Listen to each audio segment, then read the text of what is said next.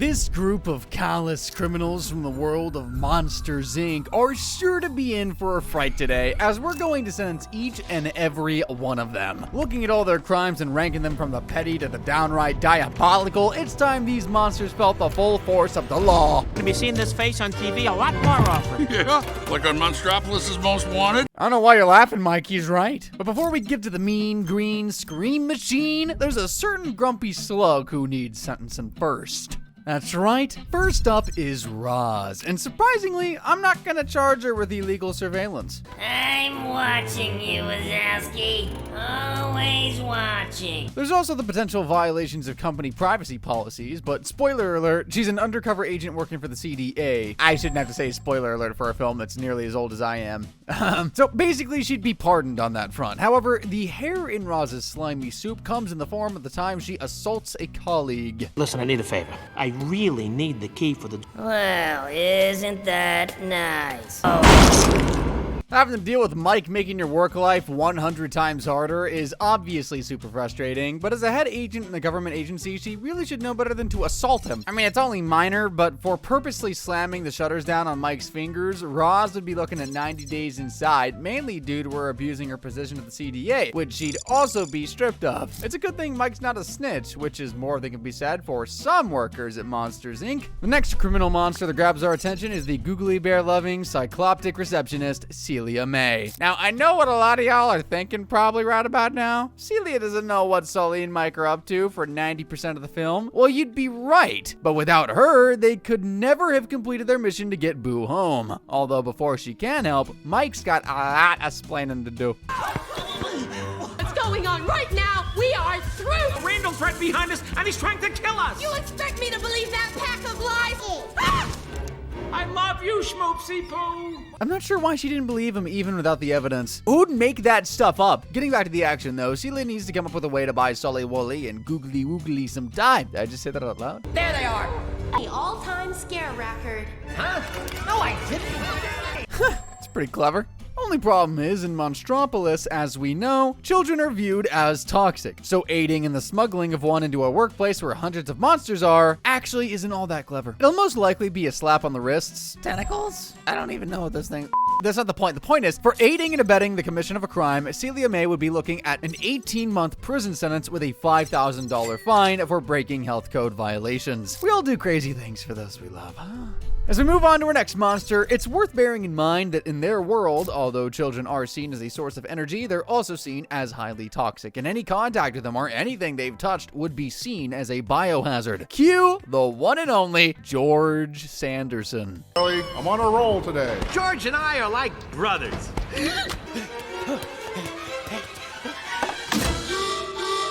George Sanderson, please remain motionless. Prepare for decontamination. You'd think decontamination would mean they clear the area, remove the sock, and just get back to some good old scaring, but poor George is in for a bit of a shock when the CDA shows up. The contaminated area. This is the 2319 in progress. The area is clear. Stand back. At least they're thorough. But what about George? We need to go to the hospital? Have counseling? Surely they're not just gonna leave him. Okay.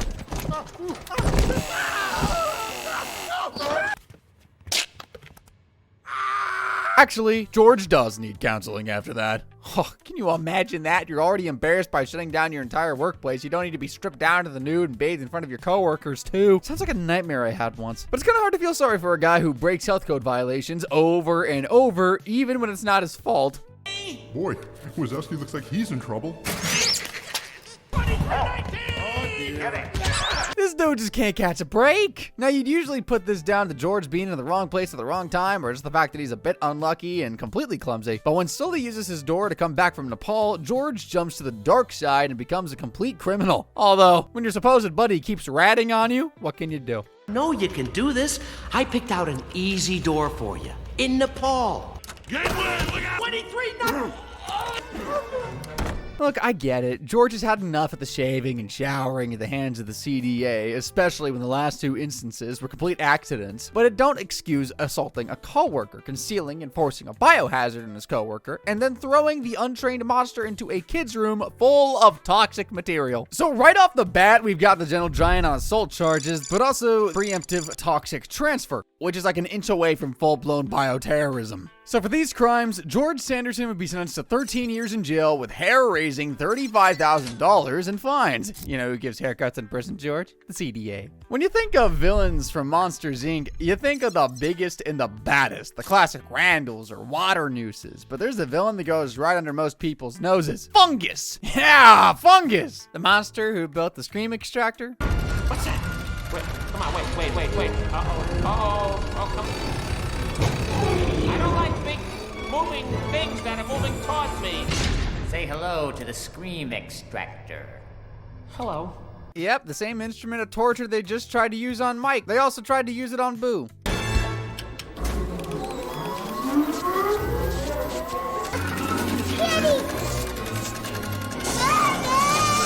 I mean, he's even operating it this time around. But there's a third and final victim that gets tortured at the hands of his invention. Where's Wazowski? Where is he? Now that is karma. Anyone think there's a hint of Kim Kardashian about him now? No?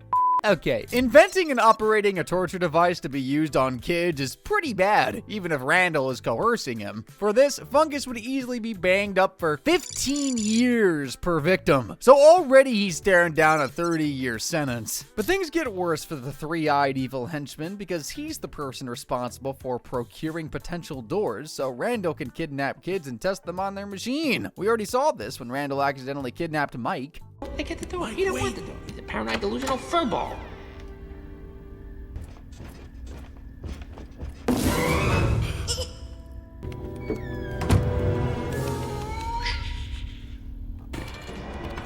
So for aiding and abetting the commission of kidnapping on at least 2 counts, but probably a lot more whilst breaking numerous Monsters, Inc. policies, we can hit Fungus with a 40-year sentence equaling out to a juicy 70-year stretch. Hey, it's the price you pay for not having the backbone to stand up for yourself. It certainly is not looking good for our gang of monstrous criminals now, is it? We're only halfway through and they've already racked up over 84 years worth of jail time and $40,000 in fines. But believe me, we're just getting started. When it comes to Monsters, Inc., there are 2 monsters that stand head and shoulders above the rest of the workforce, Sully and Mike. And it's time to charge the first half of the infamous double act. Mike Wazowski, you're up! The first charge for Mr. Wazowski is actually fairly light in comparison to what's coming up next. The destruction of company property. You know, from the time he and Sully sent Randall packing. Get to that later too, don't worry.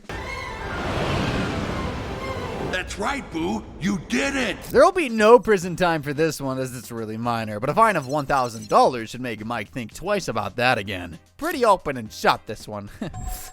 Get it, because it's a door shot. Uh-huh. And the fact that laughter is 10 times more powerful than scream had nothing to do with it. Me and you both, Mike. Although, speaking of doors, the next crime on Wazowski's charge sheet is because he's walked through doors he shouldn't have. As he's only a scare assistant, Mike wouldn't be allowed access into a kid's room. But that all goes out the window when he and Sully goes on a trespassing rampage to escape Randall. That's 2 different houses in the space of 10 seconds, and it don't even stop there. Yeah, I'm right behind. Come on! That was weird. Trespassing in homes from around the globe that quickly is kinda impressive, you gotta admit. They went from Hawaii to China to Paris in no time at all. But let's just park the global outreach of Monsters, Inc. for a sec, because 4 counts of trespassing is gonna land Mike in some trouble. These counts would be defined as simple and would only earn him 3 months apiece for breaking both trespassing and Monsters, Inc. laws. So for his door hopping, Mike would be slapped with a whole year in jail. But it's time we ramped up the seriousness now, as we come to Mike's next crime, aiding and abetting in the smuggling of a biohazard. That biohazard being Boo, of course. We already touched on this crime with Celia, but that's small potatoes compared to Mike, who helped Sully smuggle Boo in and out of loads of places, like a sushi bar. Come on! Let's get out of here. Please remain calm. 7835 in progress. Please advise. Please come with me. Stop pushing. Hey, get your hands off my schmoopsy poo. Some quick thinking by Mike manages to save a whole restaurant of monsters from the toxicity of a human child. Good thing no one got hurt. Well, I don't think that thing could have gone any worse. What? Just because a force field engulfs half the city and lets out an alien death ray noise doesn't mean anyone got hurt. But things go from bad to worse when Mike helps Sully sneak Boo into work. We are waltzing right up to the factory. Just think about a few names, will you? Loch Ness, Bigfoot, the Abominable Snowman. Panic, we can do this. Hey, how you doing, Frank? Mike's got a knack in this movie for predicting the future. He may be meeting the Abominable Snowman sooner than he thought. Thanks to Sully's blunder at leaving a Monsters Inc. bag at the sushi crime scene, the factory is now teeming with the CDA. Luckily, they get through and head to the scare floor, and all they gotta do is act natural. Oh, hey! Put that thing back where it came from, or so help. It's a musical. So help me, and cut. Say goodbye to. Where'd it go? Yeah, totally natural. But as we know, the pair don't manage to put that thing back where it came from, or so help them. And they have to smuggle her around the factory until they can figure out how to get her door. I mean, let's face it, hundreds of monsters would have been put at risk thanks to Mike, and if this crime took place in the real world for aiding and abetting the smuggling of a biohazard, Mike would be a lucky dude to escape with anything less than 15 years in prison with a $50,000 fine to boot. Mike's most serious crime, though, is probably one that's gone slightly under the radar, and it's the time he and Sully finally get the better of Randall. Here's the pitch. And he is out of hand. No, the gator! Okay, so effectively banishing him is one thing. We know there are ways for a monster to get back to Monstropolis, but it's where Sully and Mike send him that's the problem. Give me that sugar. Come here. Get him on! Get that guy! Care to do the honors, Mikey? They've effectively sentenced Randall to be beaten to death. I know, we obviously don't see that happen, but if you hate gators enough to attack something that looks like one, you're obviously not gonna let the fricker live, and they showed no signs of just letting the gator out. There was no explicit intent from Mike to have Randall killed, so this would only be chalked down as manslaughter, racking up another 20 years in jail for the little butterball. If we tally all of his charges up, it comes out at a single eye-watering 36-year sentence in prison with $51,000 in damages and fines. Hey, you know what they say, it's not easy being green. You can't have one without the other. So, of course, the next monster on our sentencing list is James P. Sullivan. Or Sully, to you and me. You might know him as one of the top scares at Monsters, Inc., a monster dedicated to his craft. Scary feet. Oh, the kid's awake. Feet scared. Kids asleep. But he's also dedicated to being a full-blown criminal at times. Having a child in the monster world is one such thing, but Sully actively puts Boo in danger, like the time he thought she was crushed to death on his watch.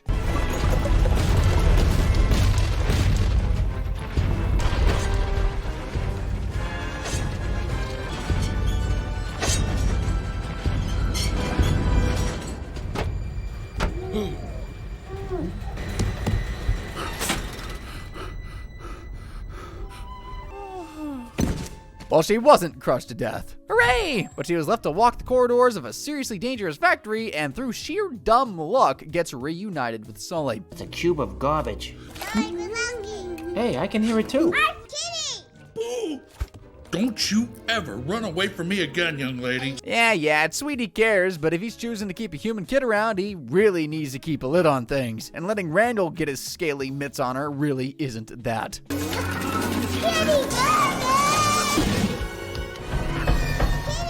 Sullivan? Stop him! So a child whose only guardian in a strange world lets her get abducted and almost tortured, that's not good. I know, his heart's in the right place, but the law has no time for sentimentality. For multiple counts of child endangerment, Sully would easily get 3 years in the slammer, with the $15,000 in fines is a nice kicker. We've seen how his actions have put Boo in harm's way. Well, what about the thousands of monsters that he puts in danger? I already brushed the subject when we sentenced Mike, but Sully is the main perpetrator here when it comes to reckless endangerment and the smuggling of a biohazard. Instead of putting Boo back where she belongs, he takes her to a restaurant full of people. Monster people. Sully? No, that's not what I was gonna say. I mean, It's running into you. I went back to get your paperwork, and there was a door. what? Randall, that cheater. In the bag. Bag. Mike's just trying to enjoy a romantic dinner with his schmoopsy poo, and now he's got to deal with a toxic creature that threatens everyone's lives.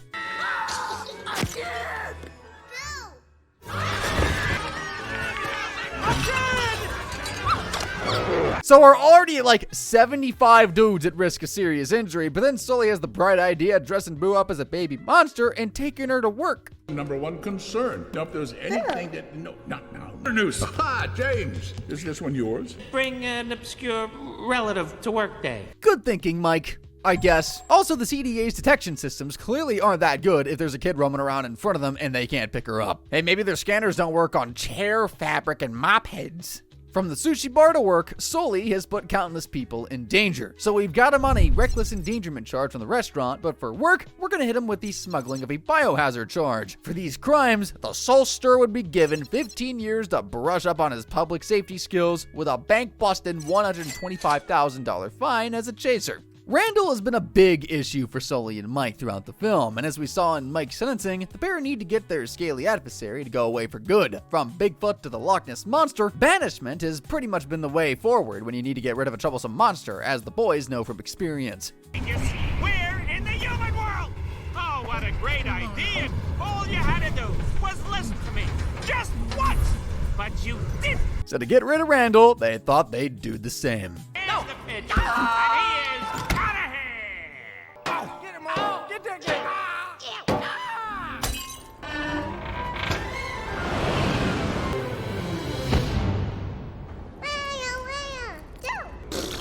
Come on. Won't spend ages covering this one, we mainly covered it with Mike. The boys never meant for Randall to meet his end, but they did intend to send him into a dangerous world with no route back. So for that, like Mike, Sully would be slapped with a 20-year sentence for manslaughter. If you're asking me, I'd say it's actually worth it. Come on, Randall was pure evil. And speaking of pure evil, Sully's crimes so far, sure, have been serious, but they've always had that undercurrent of his heart being in the right place. Well, when he saves Mike from the scream extractor, he commits easily his worst crime so far. Not allowed to fraternize with victims of his evil plot. What happened? Where's Wadowski? Where is he? Come on. This is crazy. Yep, it was Sully all along who set Fungus up in the scream extractor. Although I'm not sure why I'm getting excited. Torture is a very serious crime, and it'll easily earn Sully 25 years in the coldest cell Monstropolis has to offer. Oh, and we can't forget about the $75,000 in damages that Fungus would rightfully receive. So for all of his crimes, James P. Sullivan would be sentenced to 63 years in jail, with so far the biggest set of fines coming in at a nice even $200,000. Sometimes it really doesn't pay to do the right thing. So far, most of the criminals we've covered have all been in the wrong place at the wrong time, or have meant well, even if they've strayed into breaking the law. But the next monster on our list is fueled by pure jealousy and evil. None other than the ruthless reptile, Randall Boggs. Let's start somewhere more mild when it comes to the scale of his crimes this cold-blooded criminal has committed. The destruction and misuse of company property, like the time he called Boo's door down after quitting time.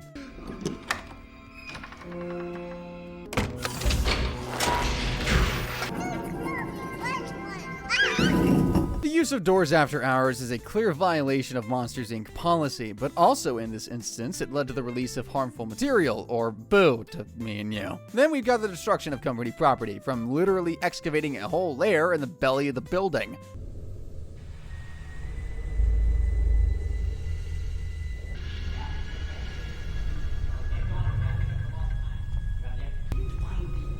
Yes, I got the kid. Oh, huzzah! Get over here and help me. Come on, while we're young here, Fungus. To destroying doors when trying to snatch back Boo. Working with ya. Get it open! I'm trying! Yeah, we'll come back to the whole trying to kill Sully and Mike thing later, but for now, we'll slap Randall with a $25,000 fine for the destruction and misuse of company property and move on to the more secretive side of Randall's life. Some monsters are born with special powers, like breathing fire. Or being gigantic. Good morning! And Randall, well, he's the master of camouflage. Wadowski! Allergies. So of course this dude gonna take advantage of that and snoop around eavesdropping on co-workers. Kid. This level of illegal surveillance would without doubt see him behind bars for at least 6 months. Deserved. Mostly because imagine having the ability to go invisible and only using it at work. Get some imagination. Now let's pick up where we left off in that scene as we come to Randall's next crime, assault. Up. And the little hand is pointing up. Down. Put the kid back. He sure knows how to demonstrate a point, that's for sure. Although when it comes to Sully, he decides to take a more underhanded approach in his assault methods. I'm being attacked. Than our friendship. I know, kid. Come on, pal. If you start crying now. Hey, Sully, just pay attention. Come on. Well, he was never going to defeat a monster like Sully to begin with by just going toe-to-toe with him. The first case of assault here against Mike is pretty minor, but this all-out attack on him is brutal and actually premeditated. You don't know how long I've wanted to do that. So for this, we can safely expect Randall to get 6 years of hard time. We've seen what his dynamic is like with his coworkers. Well, how about the dynamic between him and his right-hand man, Fungus? Long story short, Randall is a bully and uses his status as a top scarer to threaten someone who should be a good friend. 5 seconds, I will personally put you through the shredder! See what I mean? That's no way to talk to a close colleague, but that's not really the real issue here. Instead, Randall uses this authority over Fungus to coerce him into building the Scream Extractor. I know you know, I gotta be thorough. Calibrated the drive. Go check the machine! There must be something wrong with the scream intake valve. And just in case you were under any illusion, the Fungus might be an active party in the scheme. This clearly shows he's taking orders. But Randall said I'm not allowed to fraternize with victims of his evil plot. This all makes for an easy charge of coercion for forcing a vulnerable monster such as Fungus to do all of his evil bidding. The skill of what Randall has Fungus do should also be taken into account, meaning that if this was tried in the real world, Randall will get no less than 8 years in prison. Randall's catalog of crimes is far from over though, and as if assault wasn't serious enough, we now move on to the time he tried to torture Mike.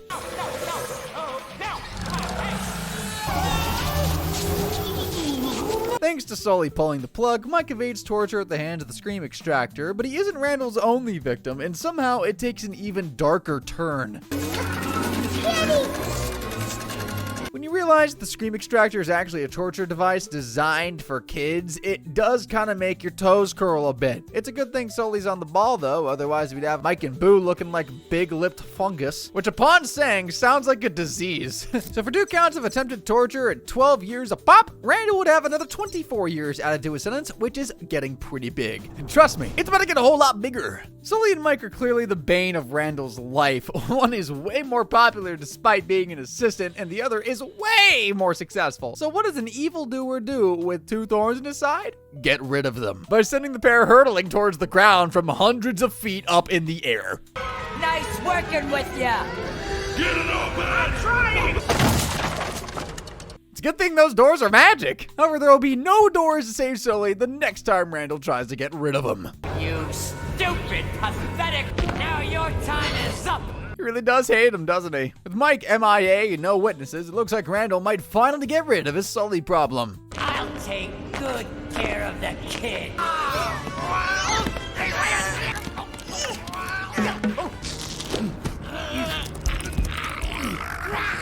Boo steps in to save the day. Now that's what I call facing your fears. Randall's got more than his fears to face though, as he's looking at 3 counts of attempted murder. For each attempt, the Sinister Serpent would be served with 15 years, so he's got at least 45 of those years in the slammer to look forward to. Hopefully he learns to leave being green with envy to Mike. Randall's Scream Extractor needs a few test runs before it's ready to launch, as we saw earlier. He's picked Boo as his main test subject. He's keen, isn't he? Only problem is he's gonna have to pry her from Sully and Mike's grasp, which actually isn't that hard. Buddy, we lost him. Especially when that was actually the second time he'd managed to kidnap her. He had help from Water Noose the first time around. I know. It's yours. I'll talk more about this though when we get around to Water Noose. There is one more person though who Randall kidnaps, and we see the whole operation from him snacking the victim to hiding them away.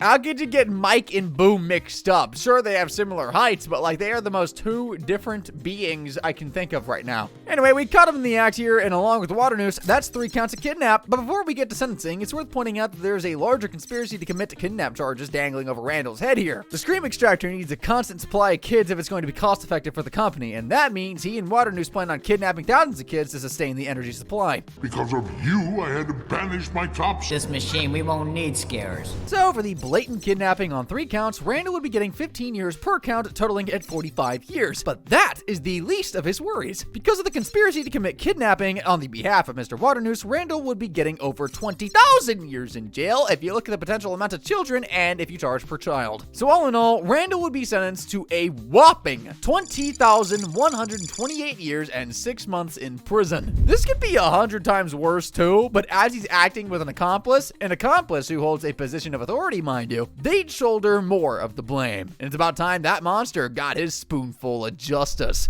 And here he is, the biggest and baddest of them all, Henry J. Water Noose III. This part crab, part spider maniac is more of a monster than the rest of this list combined. And the first crime on his charge sheet is when he desperately tried framing Sully and Mike. Running out of options and needing to keep the CDA off his tail, Water Noose tries to stitch up both of his employees by recalling Boo's door. Criminals responsible for this whole mess.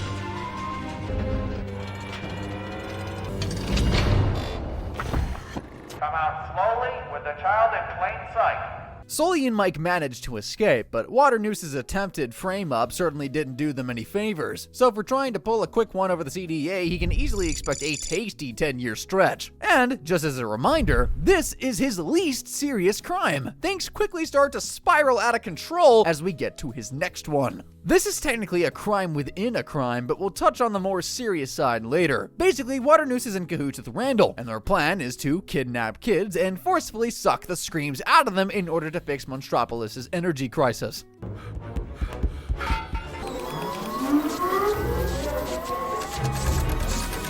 Kinda goes over your head how messed up all this is, doesn't it? Well, it gets even worse when Sully comes back to save Boo. Water Noose covertly orders Randall to kill him. I'm sorry, I wasn't there for you. Hey, look at that, it's Randall. There can't be any witnesses. There won't be. Which makes total sense when you realize Water Noose already tried to fix this very problem earlier in the movie when he banished the pair to a vast frozen wasteland. I know.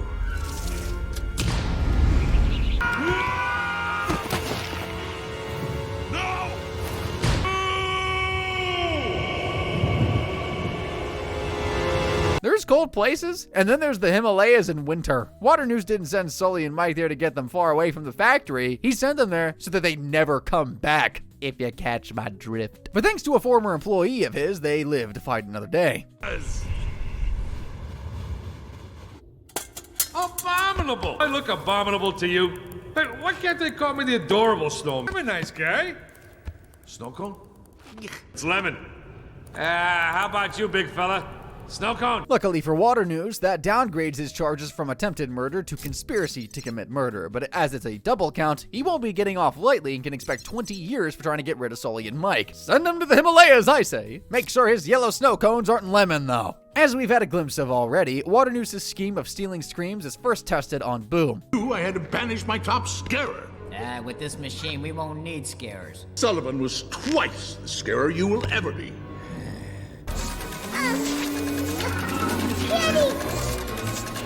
Ripping her away from Sully, strapping her to a machine. This is an open and shut case of child abduction and torture. I mean, not that I need to point it out. I've already talked about this machine enough this video. But like, Boo is very clearly upset and likely in pain here. As we know, Sully saves the day, but it doesn't stop Water Noose from feeling the full effect of the law. For this, he'll be staring down an additional 35 years to all of his charges so far, which if you haven't been keeping track, doubles his overall sentence. When you run a multi-billion-dollar company that relies on sneaking horrible grisly monsters into children's bedrooms and scaring the living daylights out of them, it's a no-brainer that you'll be putting them at risk.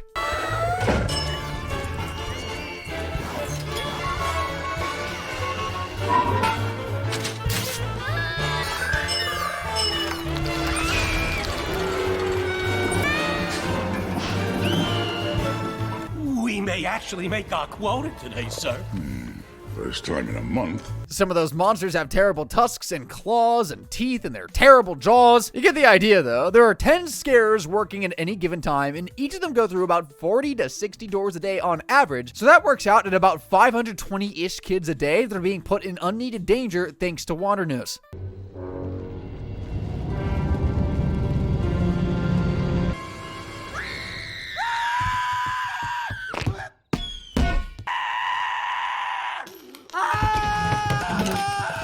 And monsters too, I guess. As no actual harm comes to the kids, it would most likely be the minimum charge here. But that would be widespread across every single day for multiple years. Meaning Water Noose would be slapped with a 1.2 million years behind bars if he thought his finances were bad before. But we're also gonna hit him with a $12.3 million fine. Somehow though, this is still nowhere near his worst crime. So far, the big elephant in the room has been Water Noose and Randall's evil plan, and I have kind of touched on it. The kids these days are hard to scare, so cut out the middleman and take the screams from the direct source guaranteeing power for the city. But it is far darker than that, and when Sully threatens to destroy his plan, Water Noose finally admits it all. She's seen too much.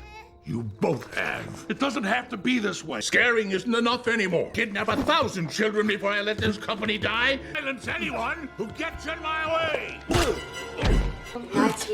Well, there you have it, guys. Water Noose plans on kidnapping and trafficking children in order to facilitate his and Randall's plan. Who knows how many have already been taken in order to do the relevant tests on the making of the Scream Extractor. It's only a shame that admission wasn't heard by the authorities. Oh, wait a sec. Simulation terminated. I spotted several big mistakes. But let's watch my favorite part again, shall we? I'll kidnap 1,000 children before I let this company die. I'll kidnap 1,000. Both in his universe and this one, Water Noose is in big trouble. The potential trafficking of over 389,000 kids, that's using the same maths we used for his endangerment charge, by the way, at 30 years per child, it comes out at a 11.67 million years behind bars. Whatever it was you were trying to do, Water Noose, it wasn't worth it. So when it comes to fully sentencing Henry J. Water Noose, the criminal crustacean has landed himself in some seriously hot water, earning himself 12,870,065 years in the highest security prison Monstropolis has to offer. And let's not forget his bank-busting fines either, that are so huge they'd make an onion cry. They come out at $12,300,000. Yet for me, his worst crime is drinking whatever the hell this is. What a day. We're just going through a rough time, sir. Everyone knows you're going to get us through it. Well, when it's all said and done, we've sentenced 8 of Monstropolis' most compulsive criminals, totaling in a mind-blowing 12,890,376 years behind bars. With enough fines to kickstart a small economy coming in at $12,616,000. Pretty good going, if you ask me. Well, if you want another fix in a criminals getting exactly what they deserve, then click on one of the videos on screen now. They put this monster mob to shame.